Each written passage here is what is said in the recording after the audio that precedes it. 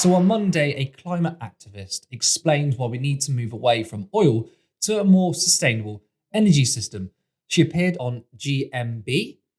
Take a look. I mean, I would say I don't think any of us want to be disrupting people's lives, but I think given the science and the things that academics are saying about what oil is causing around the world and in this country too, this is the level of action that needs to be taken when our government is failing on their energy policies and their climate pledges. But you'd accept, wouldn't you, that it's a very complicated discussion to be had. It's a very complicated thing. And this Just Stop Oil slogan is very playgroundish, isn't it? It's very Vicky Pollard. It's quite childish.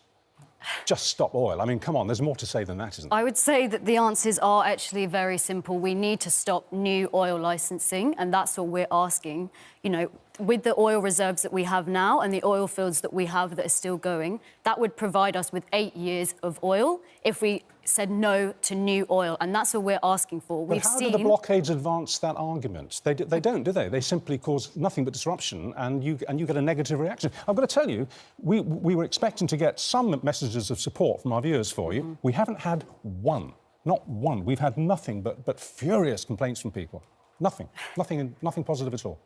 I wonder if any of you have read the latest IPCC reports that have come out this year. Yeah. You know, what they have said is that we are on the road for climate catastrophe. We are on the road for 3 degrees of warming. This will happen to my generation, to your children's generation, potentially to your grandchildren. And I think we have a moral responsibility to act now.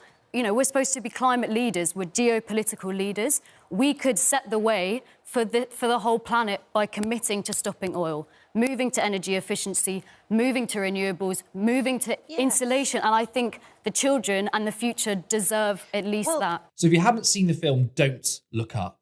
The film is about an impending disaster where a meteorite is heading to Earth and people are almost certainly going to be wiped out. Now, the premise of the film is scientists predict this and they try to get out the message. They appear on many talk shows, just like this one you just seen. And the scientists are seen as the crazy people. And you've got all the media pundits laughing it off. Oh, it's all doom and gloom, not taking it seriously. That is like a deleted scene from the film. You've got fucking real life Alan Partridge, Richard Madeley, sneering at this activist, saying, oh, the stop oil is too simplistic and it's Vicky Pollard. The flying fuck are you talking about, Vicky Pollard? What does that even mean? What does that mean? Oh, it's so frustrating.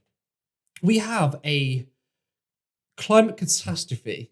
The activist Miranda Whelan did a fantastic job explaining the real danger of the situation, that our planet is dying, our children's, our grandchildren's futures are at stake. That you've got Mr. Partridge, Mr. Madeley, not taking it seriously at all. And then he says, oh, it's a complicated issue. It's not fucking complicated. A lot of these people in the media like to take something which is simple and complicate it, and then take something complicated and simplify it.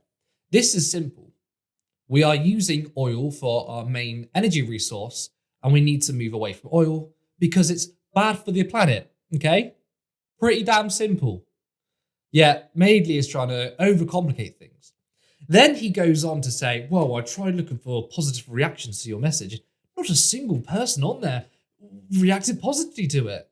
They were all angry. Yeah, I'm not fucking surprised, because all day, every day, you've got media organizations, you've got media pundits who would rather talk about woke culture, would rather talk about banning the national anthem, nationalizing sausages, than taking this threat of existential crisis of the climate catastrophe seriously. So I'm not surprised that people watching are going to be like, oh, we're just a normal radical lefty, another radical lefty complaining about something, because we've had this narrative drilled into people that the climate, it's you know, it's happening, the climate change is happening, but it's not all that serious. That's how it's being portrayed. Now, when the film Don't Look Up came out, there was a plethora of media commentariats criticizing the film, saying, we're not like this.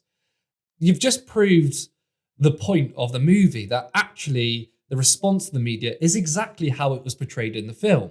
Now, to break down the substance of what the activist was saying, the IPCC report said, humanity has less than 3 years to halt the rise of planet-warming carbon emissions and less than a decade to slash them almost in half, according to a United Nations landmark report on stopping global warming and ensuring a livable future. That daunting task is still and only just possible, but current policies are leading the planet towards catastrophic temperature rises.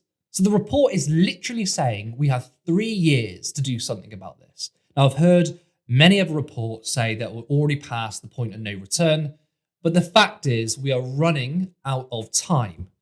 It's also saying that governments across the world are doing nothing about the climate crisis. So you're hearing all these advertisements of greenwashing, all these government ads about we are trying to do something about the planet. We had COP26, which is a massive fucking failure, but we are not actually doing anything about it. No substantial change has been proposed or any policies are coming out of our government.